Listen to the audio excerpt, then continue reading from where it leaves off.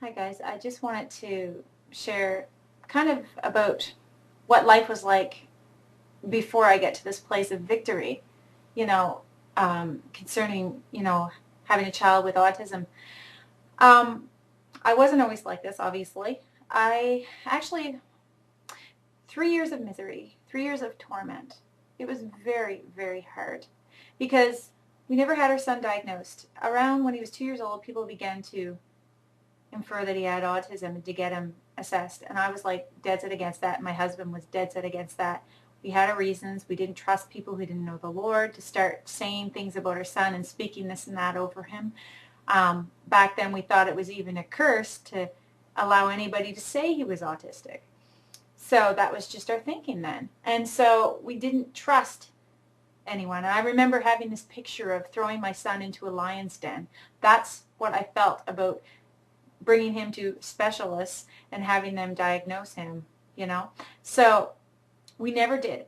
And people were just constantly inferring that, and people would always ask, you know, what was wrong with him, and that used to bother me, like when somebody would infer something was wrong with him.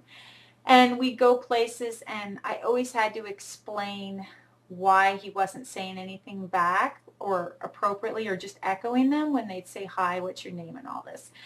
And, it got frustrating because, of course, I wouldn't admit he had autism. I didn't honestly believe he did. I know that's really stupid. I look back at some of the videos of him back then and I think, oh my goodness, Lara, you were really, really, really blind. You had to be deliberately blind because it was so obvious. It's so obvious to me now. So, but, it is what it is. It's done. And I just remember, of course, getting a lot of judgment from people and a lot of dirty looks because I'd have him out in public, and that used to be so hard.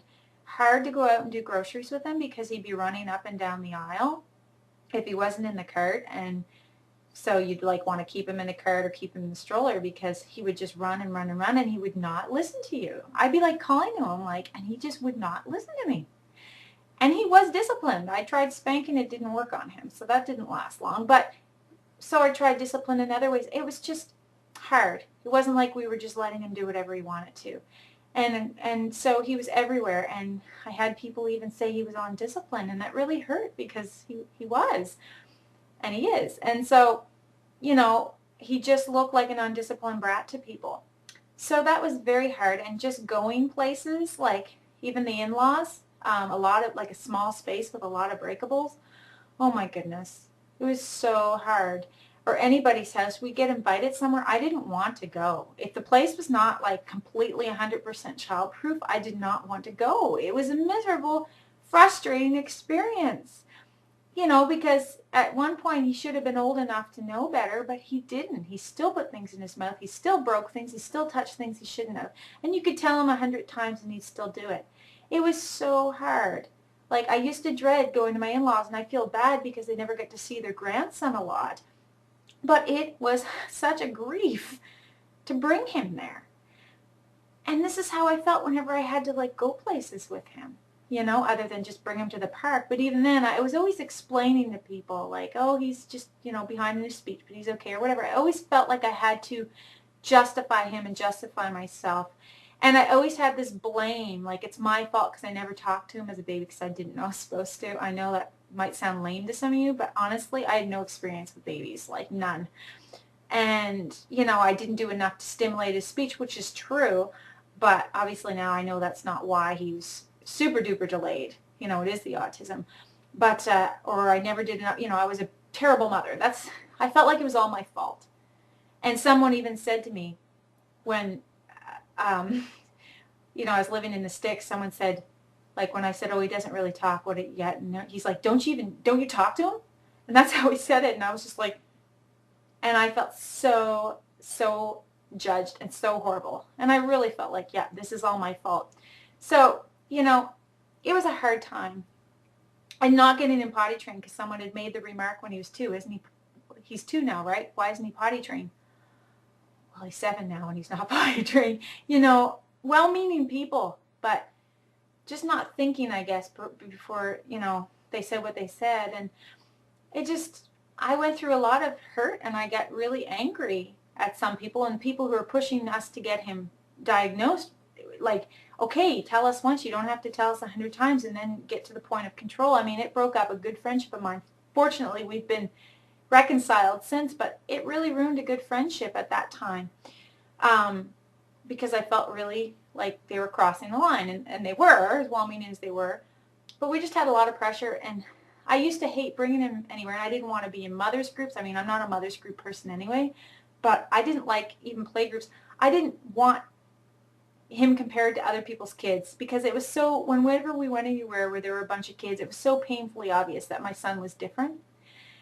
And it was painful back then because, you know, they're at the age you're comparing everything. They're still toddlers or whatever, preschool, and you're comparing everything. And it was just like, I hated being in those situations. It was awful. And of course, trying to explain away this child's inability to talk and all these things, and his, you know, well, I never tried to explain his flapping, his stimming, because I didn't even understand what that was about anyway, but at that point. But, you know, it was just very hard. And then there were times, like, I just was like, oh, and I was like, is he ever going to talk? Is he ever going to talk? I had those tormenting thoughts. Will my child ever talk? And then I'd let little things upset me and stress me out, like, is my child ever going to learn to use cutlery? You know, because somebody would make the innocent remark of, oh, they can't use fork or knife yet? No. Oh, they're still using a sippy cup? He still uses sippy cups today, but he can use a regular cup. It's just, yeah, he gets distracted and makes messes. So anyway, at least he's able to. But, you know, just different things like, oh, he's not doing this, that yet. He's not doing that yet. I hear that all the time. Because he hit all of he met all of his, you know, the timetable the first year, you know, his first year. He crawled and all that when he's supposed to. Just not words, no words. But, you know, it was a very hard time for me. And then trying to, just being in denial to autism. And I'd even see the A word and I would have anxiety attacks. Oh my goodness, I was so fearful of that word. And I didn't want to even hear about it. And I even, like, kind of almost avoided people who had children with autism because I didn't want to, like, even think about it. You know, it's horrible, but that's how it was. So I was in torment. I was physically sick. I lost a lot of weight.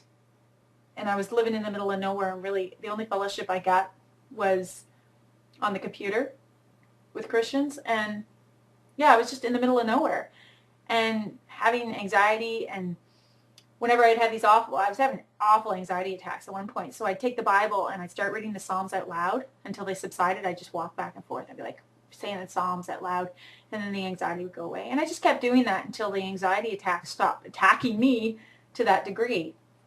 So, you know, I went through it, and I was so isolated, and I was isolated physically. We were in the middle of nowhere, but also, like, I didn't have anyone that I really, like, all my friends' kids were normal. I hate to use that word, what's normal, but you know what I mean. They were not autistic. So it's very hard, you know, very, very hard. And I felt like such a failure as a mother, and sometimes I still do, to be honest, absolutely, because there are areas I'm extremely weak in, extremely. And I pray every day that the Lord would help me in those areas. But then there's areas I'm strong in. But really, it was just like, I just felt like such a failure. You know, my son's not doing this because of me. My son's not doing that because of me. I should have done more of this, you know, all these things. So I had a hard time.